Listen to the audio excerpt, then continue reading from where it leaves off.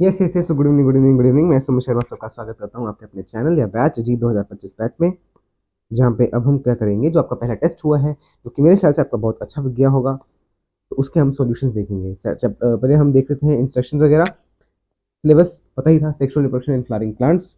तो कितने क्वेश्चन थे? 15 क्वेश्चन थे, और आपको सारे क्वेश्चन करने ही करने थे। आपको ओएमआर शीट भी दी गई थी, इस ओएमआर शीट को आपको डाउनलोड करना था, जो कि आपको पहले से ही फिल करने के लिए मैंने दे दी थी। कहाँ पे? टेलीग्राम चैनल पे भेज दी थी, पहले से डाउनलोड करके प्रिंट कर लेनी थी। अब हम स्टार्ट करते हैं questions. Yes,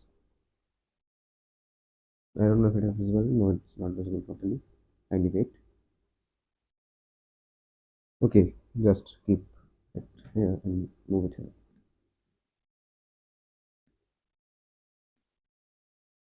Yes. Now let's start. So the first question says that read the following statements and choose the incorrect statement. So याद रखना, incorrect statement ढूंढनी है. A typical anther is bilobed and tetrathecus. It's saying tetrathecus. That means first statement incorrect हो गई, यानी कि जिसमें first option नहीं है उसको आप हटा दें, यानी कि ये तो आंसर नहीं होगा, क्योंकि इसमें फर्स्ट को इनकरेक्ट नहीं कहा गया है। ऑफन अ लेटरल, याद करियो, लेटरल ग्रुप नहीं थी, लॉन्गिट्यूडनल ग्रुप थी, ठीक है। यानी कि सेकंड स्टेटमेंट भी रॉन्ग है, तो 1 2 बाकी ये भी गलत हो गया आंसर। यानी कि या तो थर्ड इसके साथ गलत हो सकती है, fourth. The proximal end of filament is attached to the bilobed structure called anther, सही है कि नहीं? नहीं, no, it's wrong, it's wrong. यानी कि इसका थर्ड का क्या होगा? थर्ड भी स्टेटमेंट गलत है, बिकॉज प्रोक्सिमल एंड जो है वो थैलेमस या पेटल के साथ जुड़ी होती थी। दैट मीन्स इसके आंसर में क्या आएगा? 1 2 3 ए ऑप्शन। तो इसको हम मार्क कर देते हैं, इसका आंसर ए ऑप्शन, ठीक है। यहाँ पे ओ एम आर जो है ना, उस पर मार्क कर रहा हूँ। Next second question. इस ओ एम आर को ना मैं वो करके देखूंगा, स्कैन करके, क्या प्रॉपर दिख रहा है सब कुछ। विच of the following is incorrect match of the wall layer of microsporangium and their functions? मतलब माइक्रोस्पोरेंजियम जो वॉल लेयर है उसका मैच आपको करना है किसके साथ? फंक्शंस के साथ। सबसे पहला है एंडोथीशियम। एंडोथीशियम का काम nutrition to the growing pollen, no, ये काम था टेपेटम का, एंडोथीशियम का काम ये नहीं था, ठीक है। मिडल लेयर्स प्रोटेक्शन, हाँ, प्रोटेक्शन का लेयर, प्रोटेक्शन का काम एपिडर्मिस, एंडोथीशियम, मिडल लेयर्स तीनों करती थी। डिहाइसेंस का काम भी तीनों करती थी। एपिडर्मिस आउटर मोस्ट लेयर, ये भी ठीक है। टेपिटम हेल्प्स इन डिहाइसेंस, नहीं, टेपिटम न्यूट्रिशन प्रोवाइड करता था। तो दो गलत है, आपसे कितनी पूछी है? इनकरेक्टली तो पूछी है।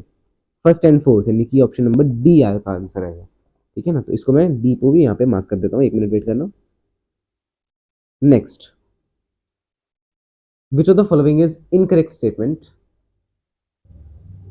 With respect to the wall layer which has the following property? तो आपको जो प्रॉपर्टी बताई है किस वॉल लेयर की है, पहले आपको आइडेंटिफाई करेंगे, और उस वॉल लेयर के बारे में कुछ प्रॉपर्टीज दी हैं आपको, और आपको बतानी है इनमें से कौन कौन सी सही है, नहीं, कौन कौन सी इनकरेक्ट है, कौन कौन सी रॉन्ग है, ठीक है। सबसे पहला, सिंगल लेयर्ड और मल्टी न्यूक्लिएट। देखिए, सिंगल लेयर और मल्टी न्यूक्लिएट कौन सी लेयर लेयर थी?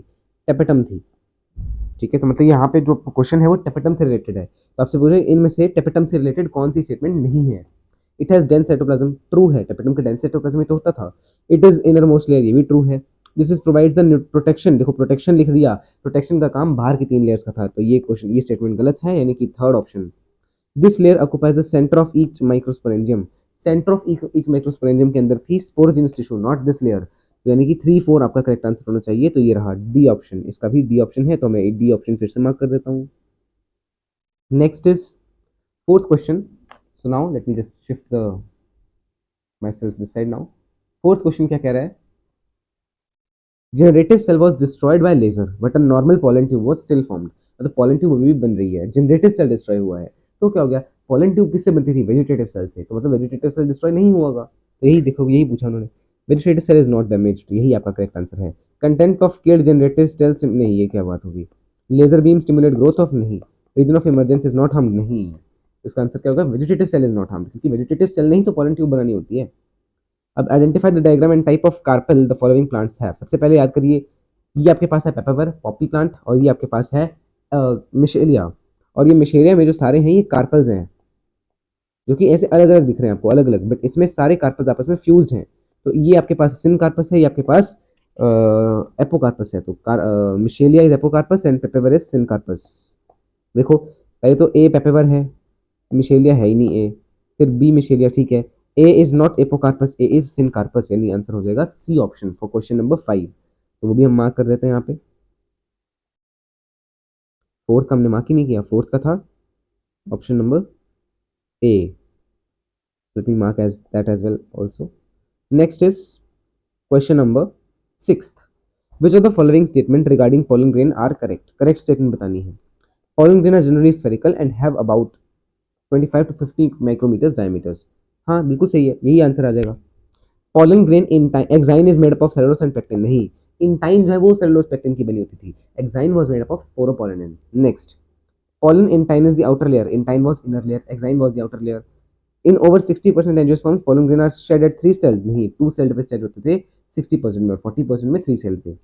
The temperature y degree Celsius of a gas X2 is required for cryopreservation. Cryopreservation माने pollen grain को अगर आपको स्टोर करके रखना है, तो मैं आपको बता देता हूँ. गैस होती थी नाइट्रोजन गैस, और लिक्विड नाइट्रोजन गैस होती थी वो, और -196 डिग्री सेल्सियस का टेम्परेचर चाहिए होता था. तो एक्स आ जाएगा एन, ऑक्सीजन तो नहीं है, और टेम्परेचर होना चाहिए -169 196. तो D C option for question number. अच्छा, ये आपको ऑप्शन नहीं दिख रहा तो वेट करें एक मिनट, अब दिख रहे होंगे ऑप्शन. ठीक है, तो ऑप्शन मैंने आपको क्लियर कर दी ना कि यार ऑक्सीजन तो है ही नहीं, नाइट्रोजन है और 196 डिग्री पे है. ठीक है, अब इसका आंसर क्या हुआ फिर? 6th क्वेश्चन था ये, 6th नहीं 7th. तो 7th का इट्स सी ऑप्शन, तो let me mark it as well. 7th का सी है और 6th का भी मार्क नहीं किया हुआ, तो 6th का भी कर देते हैं. ए ऑप्शन है 6th का. Next question, question number 8. 8th question क्या कह रहा है, let's see. Which of the following statements are incorrect? Incorrect पूछी है regarding the megaspore mother cell. याद रखना, मेगास्पोर मदर सेल के बारे में बात हो रही है. Ovule generally differentiate a single megaspore mother cell in the chalazal region. नहीं, डिफरेंशिएट होती थी माइक्रोपाइलर रीजन में. जब एंड में माइक्रो जो मेगास्पोर्स बनते थे, उन 3 में से कोई एक, 4 में से कोई एक बचता था. जो एक बचता था वो चिलाजल रीजन में होता था. MMC contain dense cytoplasm and prominent nucleus. सही है, बट आपसे उन्होंने इनकरेक्ट स्टेटमेंट पूछी है, यानी कि सेकंड जो है वो नहीं होना चाहिए किसी भी ऑप्शन में. अच्छा ठीक है, तो सेकंड तो यहाँ पे किसी में भी नहीं है. Meiosis in MMC produces 4 microspores. ओ देखिए, यहाँ पे माइक्रोस्पोर लिख दिया और स्टेटमेंट पूछी है मेगास्पोर के बारे में, तो ये स्टेटमेंट भी रॉन्ग ही मानी जाएगी. Out of the 4 megaspore only one of them is functional towards the chalazal end and other 3 degenerate. ये ट्रू है. सो करेक्ट आंसर होगा 1 एंड 3, यानी कि option number B for 8th question. तो ये अच्छा क्वेश्चन था, कंफ्यूजिंग क्वेश्चन हो सकता है. Next, identify the cell which of the following structures.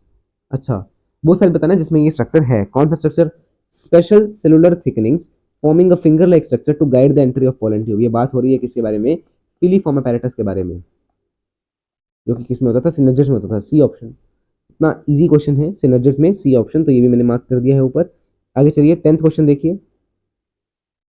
एक minute, 10th question. Identify the incorrect statement. आपको इनकरेक्ट स्टेटमेंट बतानी है आउट ऑफ द फॉलोइंग. देखो बार बार इनकरेक्ट ही पूछा है. Geitonogamy is functionally self pollination but genetically cross. गलत है.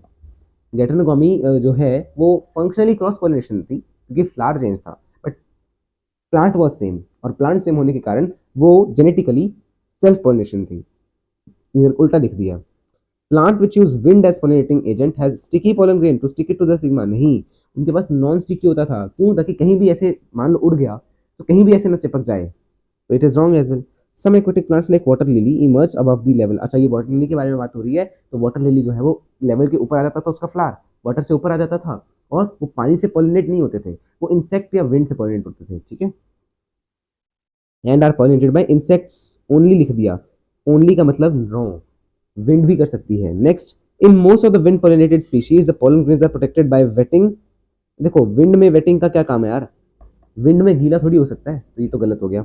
Even larger animals such as primates, arboreal and rodents can act as pollinating agents. True है. तो 1 2 3 4 चेक करते हैं. 1 2 3 4 only. C option. Question number 10 C option. Question number 10 C option. Next is 11th.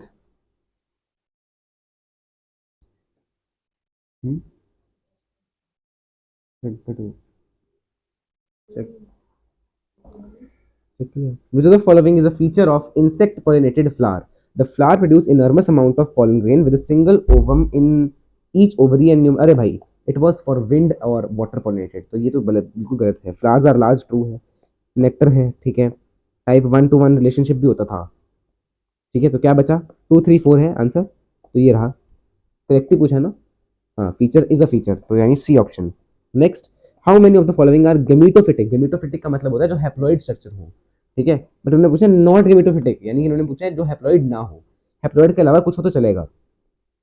Tapetum, tapetum was a wall layer जो कि कैसे बनी थी, mitosis से बनी थी, तो इट इज डिप्लॉइड। माइक्रोस्पोर जो कि बना था माइक्रोस्पोर मतलब सेल में मियोसिस से, मियोसिस का मतलब है ये हैप्लॉइड होगा। वेजिटेटिव सेल माइक्रोस्पोर के अंदर ही डिवीजन से बना था, यानी कि ये भी एन होगा, क्योंकि एन से अगर आपने माइटोसिस करवाई थी तो वो एन ही बनाएगा ना। सिमिलरली मेगास्पोर भी तो एन ही था, जैसे माइक्रोस्पोर एन है वैसे ही मेगास्पोर और सिनेजर भी तो एन ही होंगे। Zygote is diploid, embryo is diploid, nucellus is also diploid, क्योंकि न्यूसेलस क्या था, it was the outer cell जिससे क्या बना था, एक एमएमसी बना था, एमएमसी मतलब मेगास्पोर मदर सेल जो कि डिप्लॉइड था, तो अगर उससे डिफरेंशिएट होकर डिप्लॉइड सेल बन रहा है तो वो भी तो डिप्लॉइड होगा। और PEC it was triploid cell, तो उन्होंने पूछा नॉट हैप्लॉइड, तो हैप्लॉइड कितने हैं, एक दो तीन हैप्लॉइड हैं, चार, और टोटल कितने हैं, एक दो तीन चार पाँच छः सात आठ नौ, नाइन में से फोर, तो नाइन माइनस फोर हटा दो, फाइव, बी ऑप्शन फाइव, यानी कि 12th का हो जाएगा option number B. Let me mark it as well. 11th का मार्क नहीं किया हमने, 11th का है ऑप्शन नंबर सी, 10th का भी सी है और 9th का भी सी है। देखो सी कितनी बार आया है, कोई अगर ऐसे तुक्का मार देता सी सी सी सी करके तो कर सकता। 13th, which of the following is incorrect statement regarding pollen bristle interaction? The pollen of wrong type is either of the other species or self incompatible, same plant। True है ये तो, यानी कि आंसर नहीं है। The pollen has the ability to recognize that whether the female gamete is of right type or not, ये भी true लग रही है। एक मिनट, पॉलन हैज एबिलिटी टू देखो ये कह रहे हैं कि पॉलन बताएगा कि फीमेल गेमीट सही है कि नहीं, ऐसा थोड़ी होता है यार, वो तो ये देखते हैं कि पॉलन सही है कि नहीं, not female gamete is check, ठीक है, तो बी ऑप्शन जो है वो इनकरेक्ट है। Then this whole process is influence of several chemicals, हाँ, नन ऑफ दीज, नहीं नन ऑफ दीज क्यों भाई, तो बी ऑप्शन फॉर 13 क्वेश्चन। अगला क्वेश्चन नंबर 14, तो मैं अपनी पोजीशन फिर से सेट कर देता हूँ। Yes, question 14, which of the following is correct statement, correct order of development in zygote embryo. Order बताना है तो सबसे पहले देखो आपके पास होता था जाइगोट, जाइगोट से बनता था आपके पास ग्लोबुलर, फिर हार्ट शेप, फिर मेच्योर, तो जाइगोट से ग्लोबुलर, फिर हार्ट शेप, फिर मेच्योर, ये बी ऑप्शन में है, जाइगोट से ग्लोबुलर से heart shape and mature. Next 15 question, तो देखो पिछले का भी बी था, इसका भी बी है, और 15 का correct statement, integument of ovule harden as tough protective seed coat, true है, यानी कि फर्स्ट स्टेटमेंट ट्रू है, तो ये ऑप्शन गलत हो गया। द इनर इंटेगुमेंट को टेगमेंट बोलते थे, ट्रू है ये भी, आउटर को बोलते थे टेस्टा, ये भी ट्रू है। तो 1 2 3, यानी कि ये आंसर भी नहीं है, ये तो 1 2 3 होगा, ये तो 1 2 3 4 होगा। Parthenocarpic is the generation of fruit without fertilisation, हाँ ये भी सही है, एपोमिक्सिस होता तो सीड विदाउट फर्टिलाइजेशन होता, तो ये सारी ही ट्रू है, यानी कि C option, C option for this, तो BBC, BBC, right, so B B C. तो विद दिस आपका जो टेस्ट डिस्कशन है वो कंप्लीट होता है ना, तो चलिए फिर मिलते हैं हम आपके साथ अगली बार। ये आपके पास आपकी और मार्कशीट कुछ ऐसी दिखनी चाहिए थी, ठीक है, तो नेम में लिख देता हूँ, अपने लिख देता हूँ। एग्जाम किस चीज़ का है, मॉक 1 है 2025 वाले बैच का, और डेट 21 मई 2005 2024, और रोल नंबर कुछ भी लिख दो, और बस मैंने कुछ भी लिख देते हैं, 43 कर दिया मैंने, ठीक है, तो बस इसी तरह से आपको ये फिल करके ऐसी दिखनी चाहिए थी, और ऐसी दिख जाती है, मान लीजिए आपके पास ऐसी आ गई, आपने ऐसे बना ली, तो आप मुझे पिक्चर क्लिक कर दो, इसमें ये केयरफुली ये जो डॉट्स वगैरह हैं ये प्रॉपरली दिख रहे हो, साइड वाले डॉट्स, ठीक है, साइड वाले डॉट्स दिख रहे हैं तो स्कैन हो जाएगी। चलिए फिर बस यही मुझे आपको आज सोल्यूशन में करवाना था। मिलते हैं कल, तब तक के लिए जय श्री कृष्ण, राम राम, सीताराम, श्रीमन नारायण, राम राम।